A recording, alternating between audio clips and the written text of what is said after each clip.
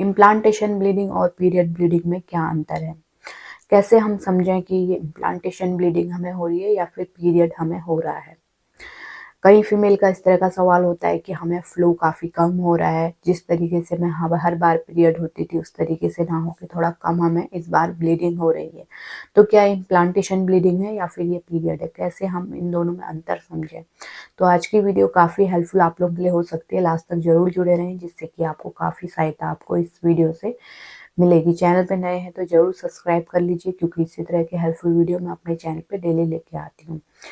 तो देखिए implantation bleeding आपको मोस्टली पीरियड डेट से 2-3 दिन या फिर 4-5 दिन पहले ही हो जाती है। ज़्यादातर फीमेल को जिन भी फीमेल को इम्प्लांटेशन ब्लीडिंग हो रही है उनकी जो पीरियड की डेट है उससे पहले ही हो जाएगी, 4-5 दिन पहले, है ना? और वो हल्की पिंकिश कलर की आपको हो सकती है या फिर ब्राउन कलर की आपको हो सकती है और काफ़ी कम होगी स्पॉटिंग में। यानी कि आपको पैड लेने की भी आवश्यकता नहीं पड़ेगी। जैसे पीरियड में तो आपको पैड लेने पड़ते हैं, है ना?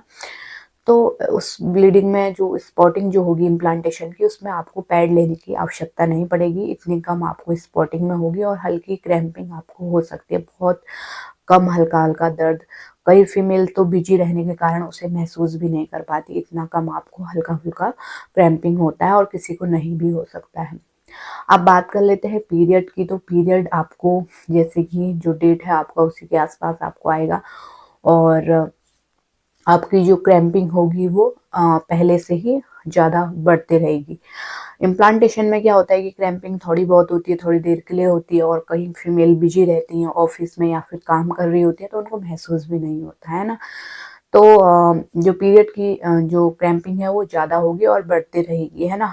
जो इम्प्लांटेशन की क्रैम्पिंग है वो एक बार आके रुक जाएगी और जो पीरियड की क्रैम्पिंग है वो चलते रहेगी। जैसे कि आप जानते हैं 24 घंटे आपको ये जो दर्द है वो चलते रहता है। तो ये जो क्रैम्पिंग है वो लगातार चलेगी, है ना। और इम्प्लांटेशन में एक बार क्रैम्प होके आपको रुक जाएंगे। और पीरियड की ब्लीडिंग जैसे कि आप जानते हैं हर महीने आपको होती है उसी तरीके से होगी और आपको पैड लेना पड़ेगा। देखिए कई बार क्या होता है कि हम लोग हैवी एक्सरसाइज या फिर कई बार हम वेट लॉस कर लेते हैं या फिर वेट गेन कर लेते हैं या फिर डाइट में कुछ ऐसे चेंजेस हो जाते हैं या फिर मौसम चेंज हो जाता है, दूसरी जगह शिफ्ट हो गए या फिर कोल्ड एंड कफ हो गया, हमको मेडिसिन ले ली हमने कोई बीमारी के कारण, तो उस बार फ्लो आपका कम भी हो सकता है ना। कम फ्लो हो रहा है तो इसका मतलब ये नहीं है कि वो इम्प्लांटेशन ब्लीडिंग है। कई बार इन सब कारणों की वजह से भी कम फ्लो हो सकता है। तो आपको ये नहीं समझ लेना है कि ये हमें इम्प्लांटेशन ब्लीडिंग ही हो रही है। तो इस तरीके से आप अंदाज लगा सकती हैं कि हमें इम्प्लांटेशन ब्लीडिंग हो रही है। तो देखिए पीरियड की ब्लीडिंग आती कहाँ से है?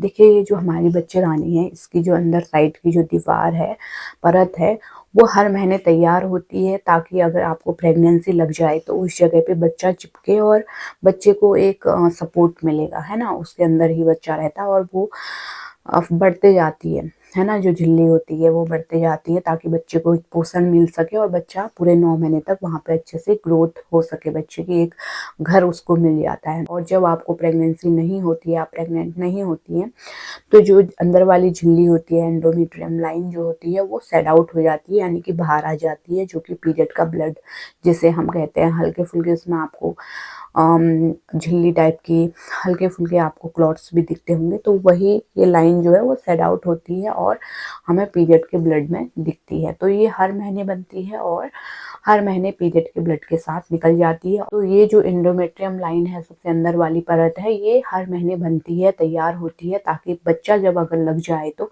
नेचर ने इस तरीके से बनाया है, बच्चा अगर वहाँ पे लग जाएगा तो वो झिल्ली बढ़ते रहेगी और बच्चे को पोषण देगी और वहाँ पे ताकि बच्चा अच्छे से चिपक सके, बच्चे को पूरा न्यूट्रिशन वहाँ पे मिल सके। और जब आपको प्रेगनेंसी नहीं लगेगी तो ये पीरियड के ब्लड के साथ हर महीने आपकी बाहर आ जाएगी। इसी तरीके से चलता है।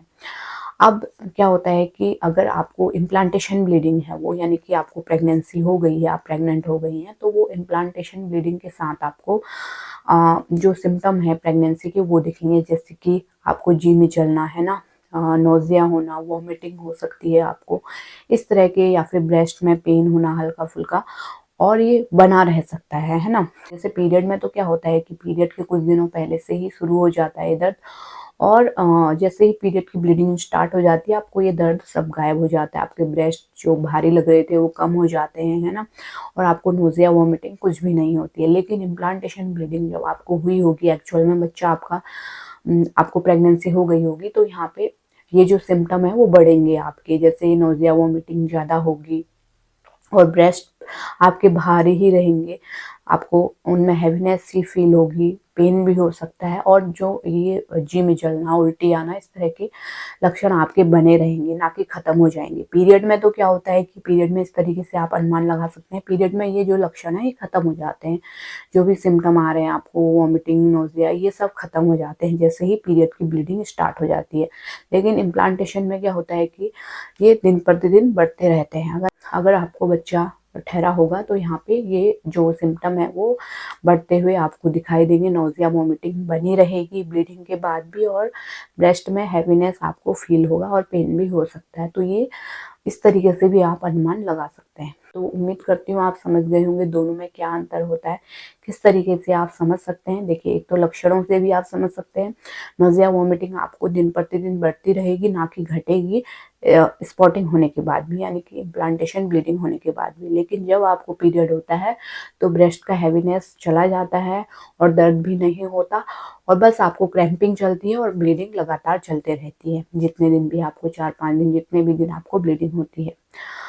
और इसी तरीके से इम्प्लांटेशन ब्लीडिंग में हल्की फुल्की स्पॉटिंग होती है और पैड लेने की आवश्यकता नहीं होती, क्रैम्पिंग एक बार होगी या फिर पता भी नहीं चलेगा, और एक बार हल्की फुल्की स्पॉटिंग एक दिन या फिर 2 दिन होके रुक जाएगी। इस तरीके से आप समझ सकते हैं। उम्मीद करती हूँ ये वीडियो आपके लिए हेल्पफुल रही होगी। ऐसे ही हेल्पफुल वीडियो आगे भी देखते रहने के लिए प्लीज़ चैनल को सब्सक्राइब कीजिए, नोटिफिकेशन बेल को भी दबाइए, जिससे कि वीडियोज़ के नोटिफिकेशन आपको मिलते रहेंगे।